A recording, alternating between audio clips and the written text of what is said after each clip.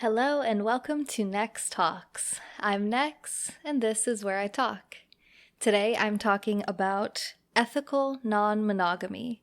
This is the ENM label that you might see on dating profiles if you are looking on dating profiles, and it encompasses swinging, open relationships, polyamory, and probably lots of other labels that I don't even know of, but those are the ones that we're going to be talking about today and diving into what each one of these things is, what the differences are between them, what they entail, and really what this whole world of ethical non-monogamy is all about.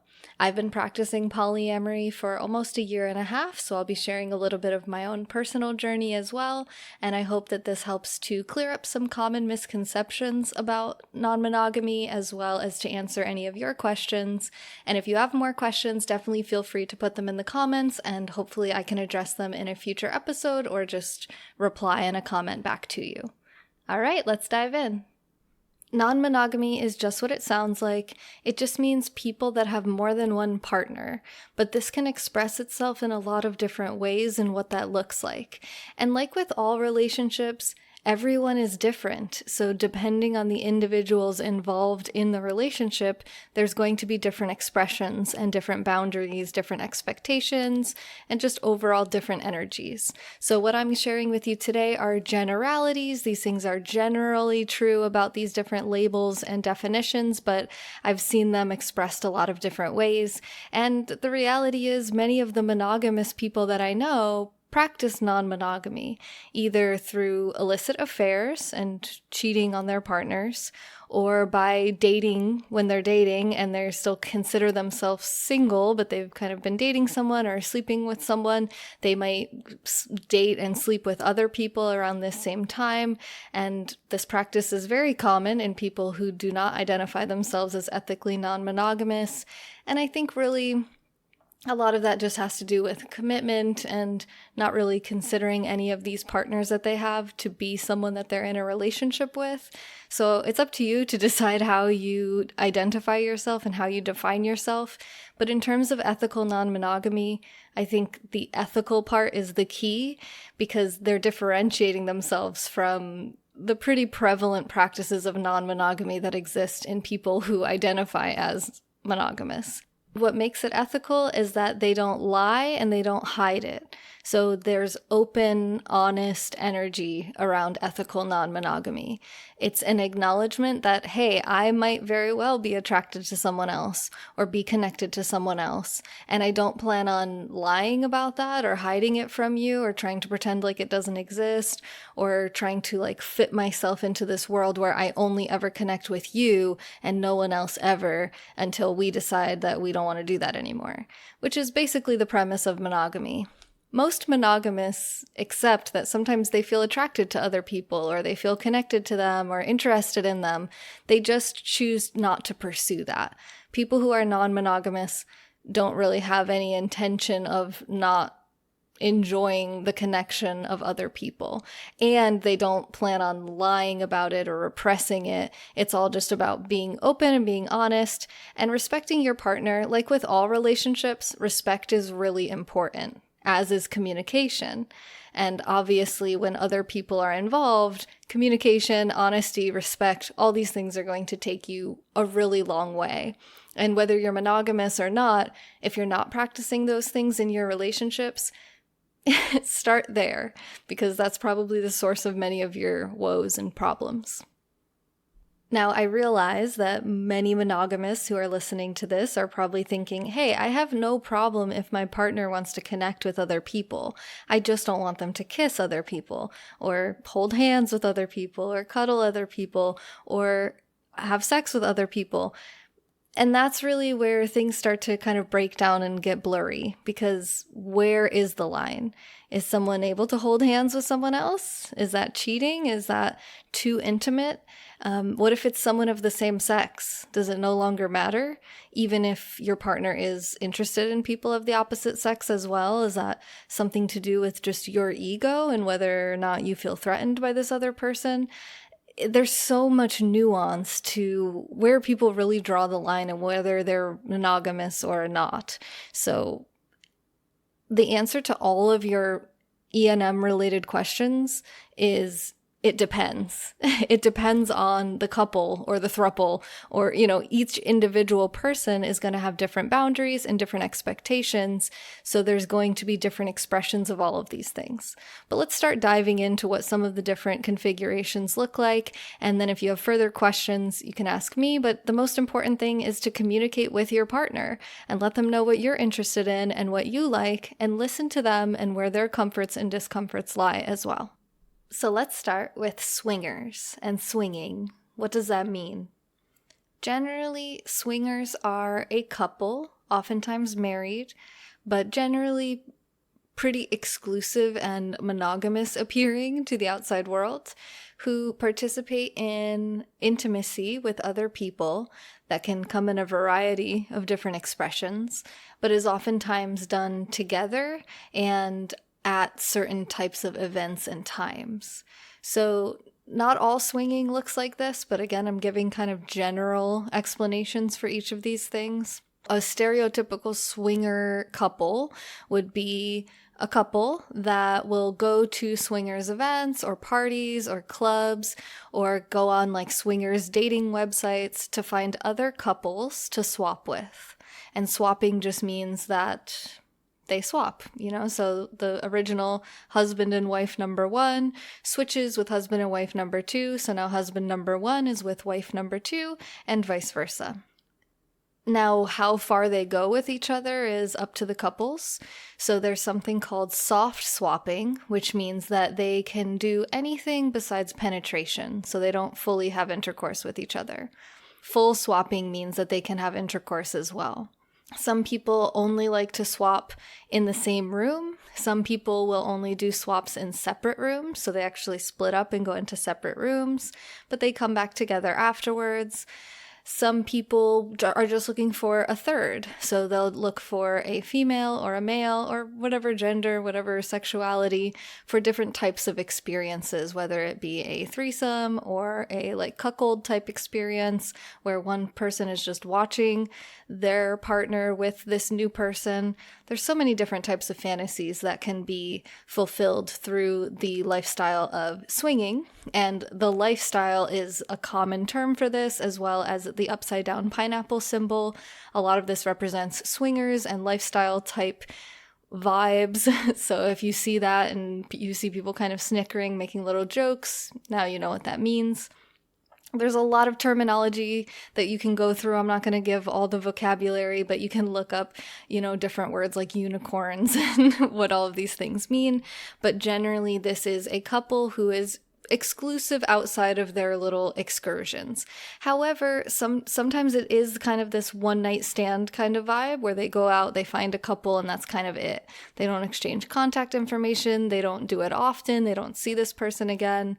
But sometimes they do develop deeper relationships and more long-lasting relationships because they might really hit it off with a couple. And if you've been to events like this before, sometimes it's difficult to find a couple that you vibe with. So if you've ever been single trying to find someone to date, you're one person trying to find one person. Now imagine it's you and your partner, and now you guys are trying to find a couple where you are both attracted to however many members of that couple as you need to be, and that couple in turn is also attracted to both of you, or at least comfortable with this whole swapping situation. So it can be difficult to find. So when people do link up and really hit it off with someone, oftentimes they will meet up with that same couple many more times into the future, but every couple has different rules and boundaries about, how often they can be in communication with each other, if the men and women can communicate with each other when they're not together. Oftentimes, just the women will communicate or just the men will communicate with each other, or whatever makes everyone feel comfortable and happy. I do find generally that once people start in the lifestyle, at least my experience was this, and I see this with many people, is the longer they delve into this world, the more comfortable they tend to become and the more open they tend to become. And a lot of these boundaries and rules start to expand and even melt away. When I first started in the lifestyle, there was no interest, me and my ex now, we had no interest in swinging or anything like this. We actually just went to a place because it was clothing optional, and we thought it would be fun to go somewhere where we could be nude in public and just kind of see what that world was all about. And after exploring it more and talking with each other, we became progressively more open, to the point where I even got to a point where I realized I really don't think swinging is for me, but I actually became polyamorous, which I think is a common I don't know how common it is, but I definitely think people, they kind of evolve. Once they start to open their minds, they start to say, okay, well, why is this a rule? And why is this a boundary? And why does this matter? And why? And when you start asking why, it can be dangerous, but it can also be extremely liberating. And that's been my experience. And I hope that someone listening to this can experience something similar just by hearing my experience. So let's dive into the next one here. This one is the term open relationship. And this reminds me of my high school boyfriend who suggested an open relationship since I didn't want to sleep with him because I was still a virgin. And his solution was that he should be able to have other girls that he can sleep with, but I was not to date anyone else because all of my needs were being met by him, of course. So even though he kind of ruined it back then, I do like the term. I just like the word open relationship. I think it's a great idea to have a relationship that's open so that the people involved are open with each other and they're also open to other people and other experiences. I think being open is just a beautiful energy. However, I'm coming to find that in the poly community, it seems like the term open relationship means more like it's open to other people sexually, but not emotionally, which for many people is difficult to have sex with someone that you have no emotional connection to. So I think a lot of people who are trying to have sexually open but emotionally exclusive relationships are kidding themselves and are setting themselves up for disaster and failure. And I think it's just generally dumb. It makes about as much sense to me as people who only allow the women in their heterosexual relationship to bring other women into the picture, but no other men can come in. It's very similar to the suggestion of my high school boyfriend, but fully grown adult men will continue to set this expectation and boundary. And if that's what works for you,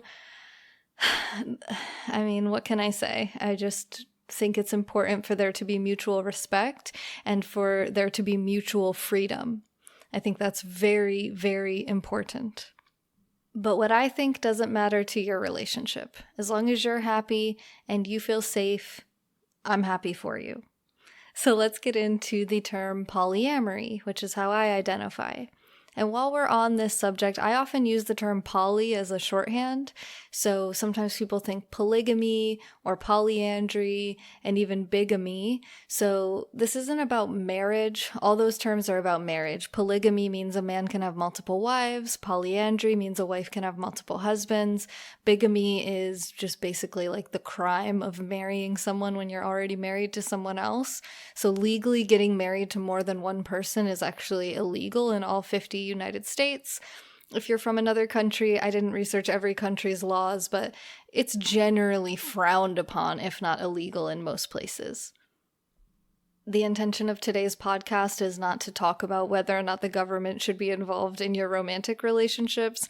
I tend to err on the side of no, but I also don't have children or massive amounts of assets, so again, if you feel safe, if you feel happy, do what you want to do, but just know that it is illegal to get married legally to more than one person.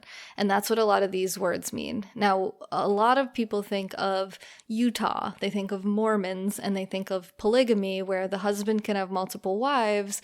But I think generally we can agree that the problem with that is that the women can't have anyone else. They can't have other boyfriends or girlfriends.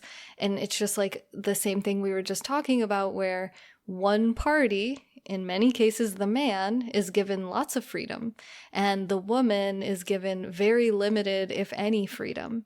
And that's a major red flag when we're talking about it being 2023 and not needing to stand for that BS anymore. Polyamory is translated as multiple loves, meaning that you can have feelings of love for more than one person, which most people experience all the time with their family, with their friends. But when it comes to the person you sleep with, all of a sudden, you can only love one at a time. I think it's silly. I think if most of us sit here and think about it, that doesn't make any sense. Why can I love multiple cousins and aunts and uncles and parents and grandparents, but I can only love one beautiful person my age who I'm attracted to and connected with and have things in common with and enjoy spending time with them? I mean, how much better is that than the people that we were born related to? Many people don't even have good relationships with their families, but it is common practice to love many people, and then we bring romance into the equation, and now we're limiting to one. Where I think love and romance, that should be the most free. But again, that's my opinion, whatever makes you happy. So polyamory has, again, a lot of different types of expressions, but I recently learned a few words and kind of like subcategories of polyamory that I think are really valuable for understanding what these different natured relationships can look like. So in polyamory, you have different configurations. Polyamory is the most customizable form of relationship. It doesn't have to be two people in a couple. It can be multiple people in one relationship, and it's at least like a tree if you were to draw it out. So you have yourself as one unit, and then let's say one person that you're connected to, and then whoever they're connected to kind of branches off of them, and whoever else you're connected to branches off of you, and perhaps you guys share a few branches in common. Perhaps you have relationships with the same person or the same multiple people. But with polyamory, you see a lot more people dating outside of the original couple. I think this is like the main differentiation between swinging and poly, at least in my mind, is that with swinging, it's usually done together as a couple. It's like a special occasion. They go to an event, they go to a party, they go out on a date. It's like, this intention to have sex usually, and it's just like something that they do all together. Whereas with polyamory, it's much more common to see the people dating separately from each other. So even if there's a husband and wife, they can go on dates separately with different people, and they can have different relationships, boyfriends and girlfriends, that are really not even have virtually no to very little relationships with their primary partner. I use the term primary partner. I don't love that it feels a little bit like a hierarchy, but it's just the term to kind of describe like the person that I would like to live with and have my day-to-day living be with. From an outside perspective, we would probably appear to be a monogamous partnership, unless, you never know. Like there could be a throuple situation or something at some point where multiple people are living in the same house. I met a couple one time at a party, and they were married, and her boyfriend was there and his girlfriend was there. I had such a crush on his girlfriend. She lives separately from them, but the wife's boyfriend actually lives with the husband and wife. So the three of them live together, and then the girlfriend is kind of like, she comes with them to parties and she'll go over to their house from time to time, but she values living alone. She likes to live alone. She likes to have her space. She likes to be the girlfriend on the side. It's kind of like a low maintenance type of relationship for her. And then she, of course, dates and sees other people in her free time as well. And it was just a really beautiful dynamic that I saw. It was one of my first exposures to the world of polyamory, and it really appealed to me. I thought, wow, each person here seems like they are getting their needs met, and there's just not this like possessiveness, there's not this jealousy, this insecurity. And I'm sure, everyone struggles with these things. Even if you're single, you can struggle with feeling insecure or whatever kind of anxieties come up in the human experience. But to see that they were all living so harmoniously in such a unique type of relationship gave me hope, and it opened my mind to the possibilities outside of monogamy. So that type of polyamory is considered lap-sitting. Lap-sitting means that they're so close and comfortable with each other that they could easily be sitting on each other's laps and it wouldn't be uncomfortable for anyone. There's just massive levels of comfort around each other. They could all be piled into a cuddle puddle and they would all be comfortable with that. There's no real like boundaries between these people, and they could even be considered like a throuple, quadruple, whatever kind of word you want to attach to it. I don't think the husband and the boyfriend have relations with each other, so I'm not exactly sure that they would call it that, but definitely we can demonstrate the idea here of lap-sitting polyamory. But let me back up for a minute, because these different types of polyamory are not really about the couples and the people who have interactions with each other intimately. It's really more about their partners. So for instance, if I'm in a relationship with a guy and then he has another girl that he's seeing, the relationship between she and I is really what defines what level of polyamory we're practicing in that relationship. So if she and I are extremely close, maybe even in relationship with each other, but that's not a requirement, like to the point where we could live in the same house together, that's lap-sitting polyamory.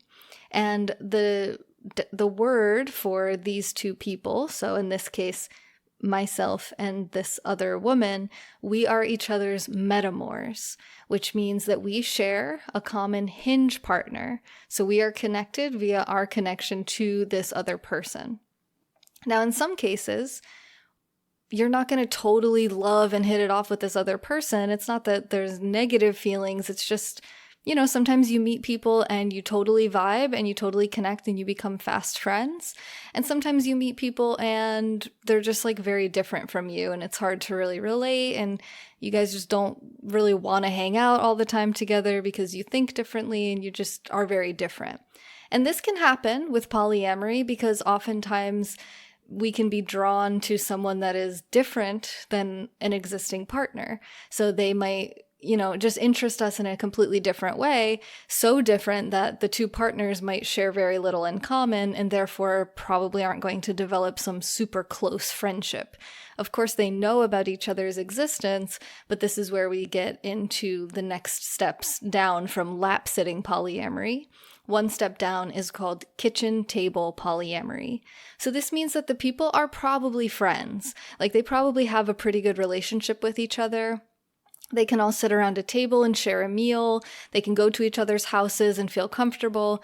It's not quite lap-sitting polyamory because they're not like living together and they're not necessarily like really to the point where they would be sitting on each other's laps, right? It's like everyone's friendly, everyone's cool, but it's not like a one big happy family so much as it is just kind of like friends. And then one step down from there is known as garden party polyamory. And this just means that the metamors, who are, of course, as always, aware of each other's existence, they don't really hit it off super close. So they just don't really spend a lot of time together and they pretty much only see each other at special events. So if it's like the hinge partner's birthday or some special event, celebrating their new promotion at work or something where both metamors want to be present for that partner, they can both be there and be comfortable and not be weird or act strange around each other. They just don't like go to each other's houses and share meals all together very frequently, if ever. So that's called garden party. It means they go to special events together. They can both be there, but they don't really spend much time outside of that together. And then the most basic form, I don't want to call it basic, almost like the basest form of polyamory, in my opinion, is parallel polyamory. And this is where the partners never see each other. And they never even really meet. They know of each other's existence because that is a requirement for ethical non-monogamy.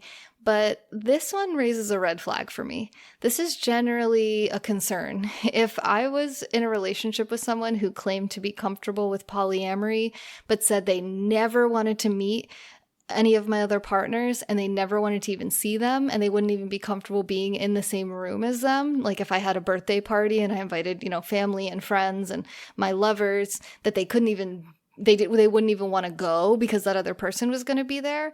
That's red flag to me. That feels like someone who is what we call a PUD, P-U-D, poly under duress. Is that person truly polyamorous? I think not. I think they're kind of like in denial about the true nature of this dynamic, and that's probably a sign that things aren't going to be good for very long. So that's something I would watch out for.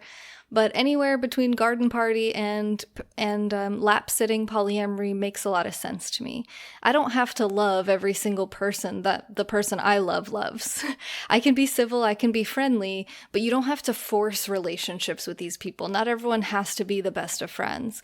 And it's really important for hinge partners to remember this and to recognize that it's not up to them to determine the level of relationship between their partners. Those metamors have to figure it out between themselves. It's up to them to determine how do they want to exchange each other's numbers and hang out outside of their partner, or do they just want to see them at events around their partner, or maybe invite them over for dinner once in a while, but they're not like hanging out all the time, getting their nails done together like besties. And every person's going to be different. Like I said at the beginning of the episode, it depends. Every individual is different. So every configuration of polyamory is going to be different. It's going to be unique. And that's why I think it's the best, because it's got something for everyone, and everyone can find a situation in which they're comfortable with. One thing I want to talk about is how I find it such a shame how scary it can be to bring up the idea of non-monogamy to your partner. If you're in an existing relationship that is founded on monogamy, it can be really, really difficult and potentially devastating for the relationship to even mention the idea of non-monogamy, whether it be swinging together or wanting to date people separately. It's tragic because we've kind of, at least in Western culture and in my experience, that's all I can speak to, it's like our value is derived by our relationship status, and if the person that we love wants to explore any other person, it means something about us.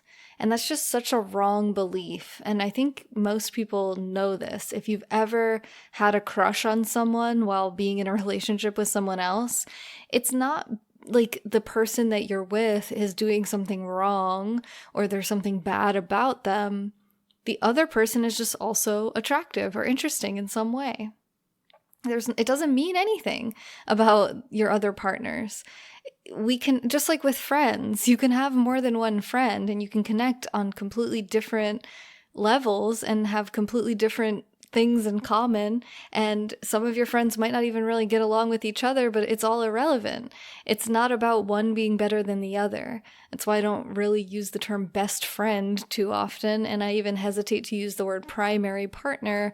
It just sometimes helps, labels can help humans to understand things and to communicate things, so we do our best.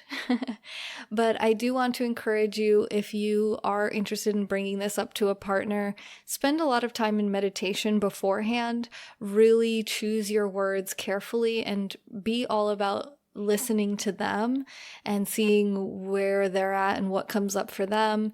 It's so important to talk about it first before starting to explore it. It's easier to go to a partner and say, hey, I listened to this podcast. I've been thinking about non-monogamy. It seems kind of interesting. Have you ever thought about it? What do you think? Than to go to them and say, hey, I'm really sorry I slept with somebody, or I've been swiping around on dating apps because I'm curious about other people. Have the conversation first.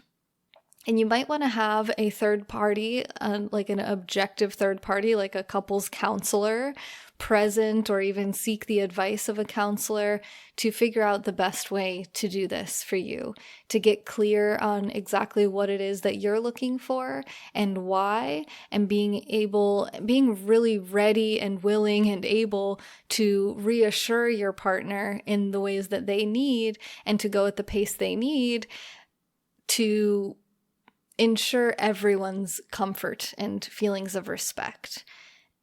I think it's better to talk about it than to just always wonder about it and never even have the conversation.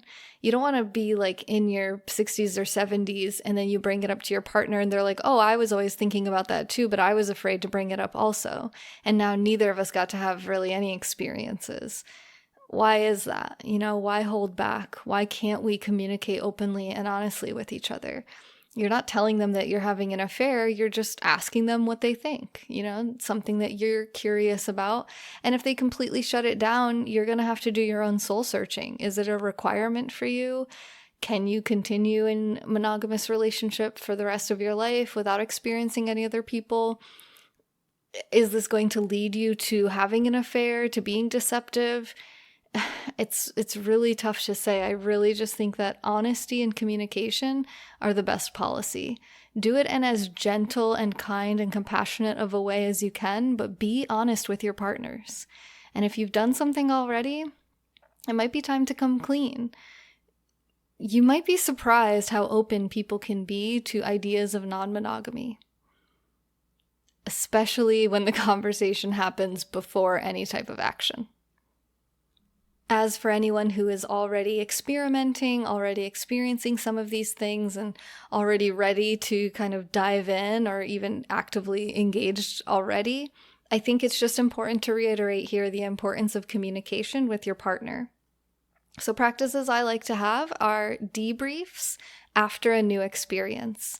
So whether it's new for both parties or just one, make sure you check in with that person within 24 hours and just check in to see how everyone's feeling. If there's anything that felt bad or negative, airing these things out. If there was anything that bothered anyone, if there's something that you really liked or they really liked, just kind of clearing the air and making sure that we're checking in with each other so that we're on the same page, because one person could have had a really great night and the other person felt lonely and insecure all night and they don't want to bring it up because they want to, give this thing a fair shot. It's important to know how everyone's feeling and to check in and make sure that people know that you care. And then second thing that I like to practice and recommend all couples, whatever nature of relationship you're in, practice is something called the napkin exercise, where once a season, you sit down together and you kind of rate your relationship on various metrics. You can set the metrics yourself, or I can write them in the description of this video. I don't have them right in front of me right now, but it's basically just rating how your relationship is on these different core components of a relationship, such as respect and support, such as communication, such as financial management. Depending on the nature of your relationship, parenting could be in there, sex is probably in there, so on and so forth. And just seeing how both parties are feeling, this is a great preventative method to see when something starts to shift or sour, rather than waiting until it's too late, because oftentimes people don't realize that one of their partners is feeling unheard or unsupported, or, there's something that's frustrating them, but it seems like this petty little thing that they just never want to bring up. And everyone's exhausted all the time from working and kids, and the conversations just don't happen. And then all of a sudden the relationship is falling apart and nobody seems to know exactly how this happened. So have these conversations, have them regularly, prioritize your relationships, prioritize your partners, and make sure that everyone's being heard. Thanks so much for listening to this episode of NexTalks. I'm Nex. I talked. I hope you liked it. If you did, please consider supporting me and this channel at the link in the description, and I hope to see you on another episode real soon. Again, if you have any suggestions for future episodes or you have further questions or comments about this subject, feel free to put it in the comments and I will keep an eye out for anything that I need to address in a future episode. Thanks again, and I hope to see you soon.